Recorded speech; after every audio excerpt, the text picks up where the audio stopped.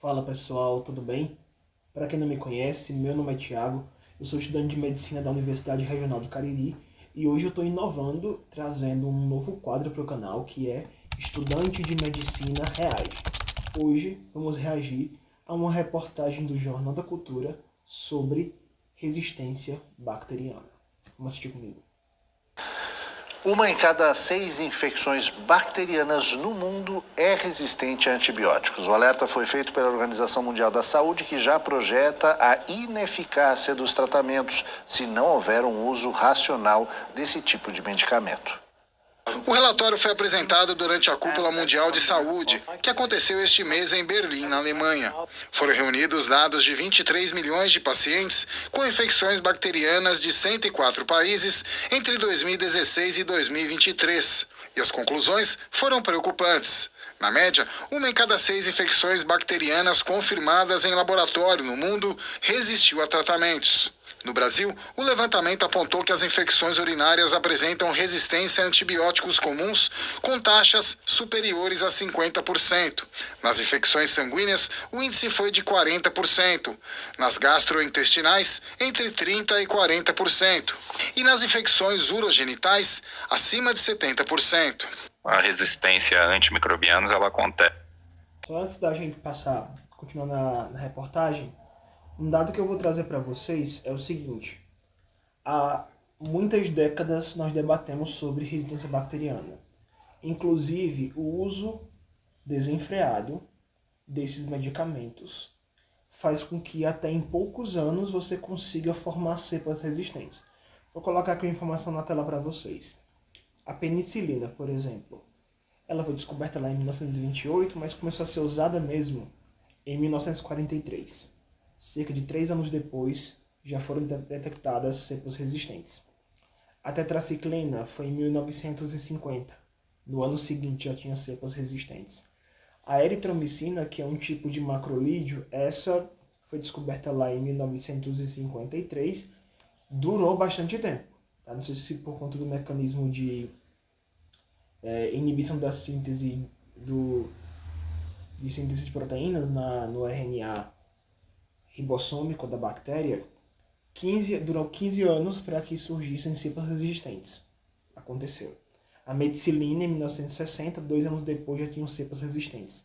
A gentamicina, que é um aminoglicosídeo, conseguiu até 12 anos para ter uma cepa resistente. A vanco, que a gente utiliza bastante nos hospitais para cepas resistentes a bactérias gram-positivas, que foi descoberta lá em 1972, 16 anos depois já tinham cepas resistentes. O imipenem, que é um carbapenêmico, foi descoberto lá em 1985. 13 anos depois já tinham bactérias resistentes. A ceftazidima, né, que é uma cefalosporina de terceira geração, 2 anos depois da sua descoberta, já foram identificadas cepas resistentes. Levofloxacino, que é um tipo de quinolona, que foi lá em 1996, no mesmo ano já tinham cepas resistentes a ela. A linezolida, que tem um mecanismo um pouquinho diferente, foi descoberta lá nos anos 2000. Um ano depois já tinham cepas resistentes. A daptomicina em 2003, 2 anos depois. E a ceftarolina, que é super jovem, tá? Foi em 2010. Um ano depois já tinham cepas resistentes. Isso por vários pontos que acontecem essas resistências bacterianas. Você tem mecanismos dos mais variados possíveis. Você pode ter uma mutação, aliás, 2 tipos de evolução da bactéria, né? Que pode ser uma evolução vertical ou uma evolução horizontal. Isso a gente conversou na aula de introdução à antibiótico terapia aqui no canal. A evolução vertical, ela geralmente surge quando você tem uma mutação que ela acontece ao acaso. É um erro lá no DNA da bactéria que vai gerar essa resistência, e essas bactérias que elas são mais potentes, elas sobrevivem. Então, por exemplo, se você faz uma prescrição desenfreada de um medicamento, ou às vezes até uma prescrição para aqueles moldes, todo o nosso corpo, a nossa microbiota, ela tem bactérias patogênicas e não patogênicas. Mas por que a gente não vive toda hora doente? Porque as bactérias não patogênicas, elas têm o seu lugar e não deixam as patogênicas fazerem tudo. Só que quando você prescreve um antibiótico, o que acontece? Você seleciona aquelas que sofreram uma mutação que lhes dava aquela resistência. Então, por exemplo, se você prescreve um glicopeptídeo, por exemplo, você mata várias bactérias gram-positivas. E aquelas gram-positivas que sobreviveram, elas vão ter mais espaço, porque aquelas que eram mais sensíveis acabaram morrendo. Você está entendendo como é que é a situação? Isso é quando é uma evolução vertical. E tem aquela evolução que é a evolução horizontal, que a bactéria ela adquire. Não é ao acaso. Ela pode ser por conjugação, transdução ou transformação. Aquela que acontece por conjugação, geralmente é por conta da transferência de plasmídios entre as bactérias, tá? Tem um pile de conjugação. É a principal forma de resistência adquirida. É a principal forma de resistência horizontal. A vertical, ela não precisa adquirir de outra. A horizontal, sim. Tem a transdução, que é quando há uma transferência do DNA de um bacteriófago, que é um vírus que infecta a bactéria. Então, um vírus infectou uma bactéria, pegou o DNA dessa bactéria que ele infectou, infecta outra bactéria. Essa é uma forma também de resistência bacteriana. E transformação, que é quando uma bactéria viva, ela pega partes de uma bactéria morta, do DNA de uma bactéria morta. Tudo isso aí pode levar a esses mecanismos de resistência que levaram, por exemplo, todos os antibióticos descobertos a terem pouco tempo depois uma cepa que era resistente àquele antibiótico. Vamos continuar assistindo. Fenômeno inevitável. As bactérias se tornam resistentes aos medicamentos existentes de acordo com vários fatores, mas principalmente em função do uso, né? A gente usa antibiótico, as bactérias vão ficando resistentes. Que tipo de mecanismo é esse? É o que a gente chama de evolução vertical. Essas bactérias elas sofrem mutações ao acaso, elas ficam resistentes por elas mesmas, mas você fazer uma prescrição, você seleciona. Aí, consequentemente, aquelas que sobreviveram pegam o local daquelas que eram sensíveis. E aí fica difícil tratar. Prescrever, a gente tem que saber qual é o melhor remédio para a melhor situação. O uso indiscriminado de antibióticos durante a pandemia de Covid-19 e a utilização desses medicamentos na agropecuária também podem explicar o aumento da resistência antimicrobiana. A partir do alerta, a Organização Mundial de Saúde passou a recomendar que os países façam investimento em diagnóstico laboratorial para identificar o tratamento mais adequado a cada paciente. Exatamente, pessoal, porque existe uma coisa chamada tratamento empírico, que às vezes não dá nem tempo mesmo de você esperar sair a cultura, o antibiograma. Você vai muito pela epidemiologia local e você faz a prescrição daquele antibiótico. Qual é o problema disso, pessoal? É que às vezes você acerta, às vezes você não acerta. E quando você já pede uma cultura e pede um antibiograma, no antibiograma saem qual é a sensibilidade de tais bactérias àqueles antibióticos. Então você não prescreve um antibiótico de largo espectro, porque quando é de largo espectro pega várias.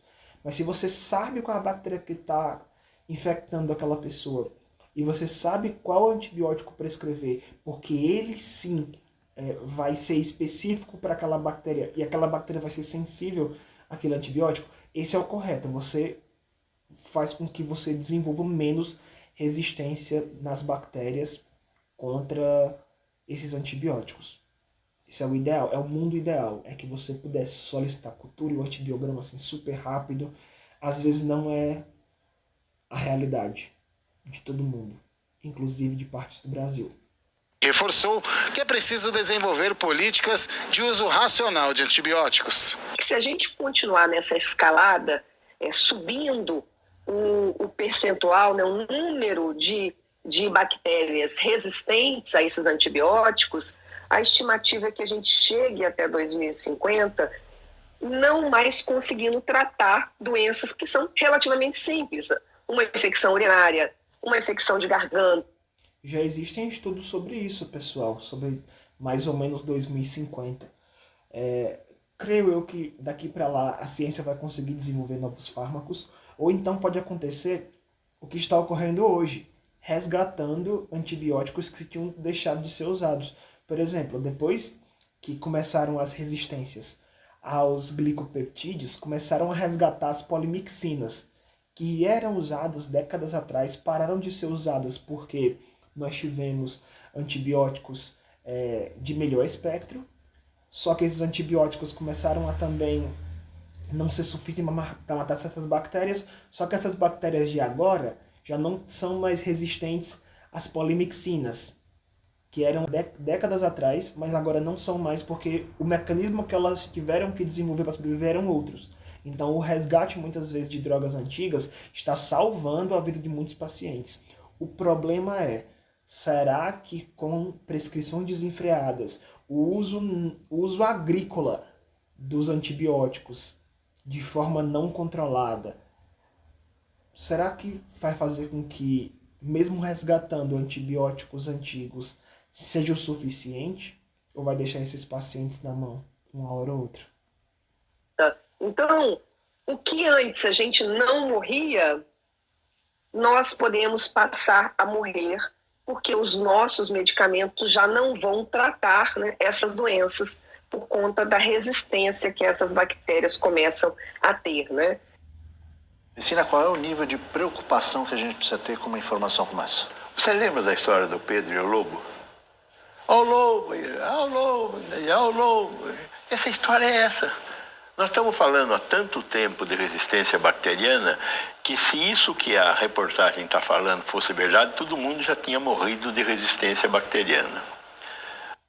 Gente, não sei se vocês sabem, mas eu conheço o Dr. Vecina. Eu, inclusive, o entrevistei lá no Centro Universitário Dr. Leon Sampaio, quando teve aula magna para a primeira turma. Eu fui representando a Liga Acadêmica de Medicina Preventiva da Universidade Regional do Cariri, que na época eu era presidente dessa liga. E o Dr. Vecina me concedeu uma entrevista que está até aqui no canal Ciência Forte, quem quiser assistir. Foi muito, muito, muito interessante. O Dr. Vecina, ele é um ícone da saúde pública, foi ele que fundou a Agência Nacional de Vigilância Sanitária. E o que ele está falando aqui, pessoal, faz muito sentido, porque realmente há tempos nós falamos em resistência bacteriana. E felizmente nós conseguimos desenvolver estratégias para evitar chegar em mortes desenfreadas por resistência bacteriana. Então, por exemplo, hoje você só consegue um antibiótico com prescrição médica. Então, se você tiver uma formação médica bem feita, que saiba quando ou não solicitar o uso desses antibióticos, você vai evitar demais resistências bacterianas. Tipo, qualquer farmácia que você chegar, você vai precisar de uma receita específica para você conseguir comprar antibióticos. Antigamente não. Inclusive eu lembro na minha época de infância que era muito comum você comprar em lojas normais. Eu não sei nem se isso era legalizado ou não, mas acontecia demais das pessoas comprarem em bodegas tetraciclinas para você ver qualquer dorzinha, qualquer inflamação. Tanto que hoje a resistência às tetraciclinas é surreal. Hoje você não consegue mais comprar em uma venda comum. O dono da venda vai ser processado e tudo mais. Não existe mais isso. Então várias estratégias foram sendo feitas que evitaram, por exemplo, que várias pessoas morressem. Isso porque tiveram políticas públicas para isso. Só que tem um problema que pessoas não estão olhando e que o Dr. Vecina vai comentar aqui. Acontece que algumas medidas foram tomadas e foram fundamentais. Por exemplo, hoje, na maior parte das farmácias, você não consegue mais comprar nenhum antibiótico sem receita médica. Então, o médico tem que ter um compromisso com uma boa receita adequada para o tipo de doença que você tem. Por aí caminhamos. Nos hospitais há um volume muito grande de informações que nós estamos melhorando o tratamento. Então tem as comissões de controle de infecção hospitalar, etc. Tal. Agora tem um setor que a gente não dá bola e que foi falado por alto aí na reportagem, que é o uso agrícola de antibióticos. Se você entrar em qualquer casa... Exatamente, pessoal. Tem pessoas que dão antibiótico para as galinhas engordarem. Para pensar, isso dá certo? Dar antibiótico para engordar? Sim, por quê?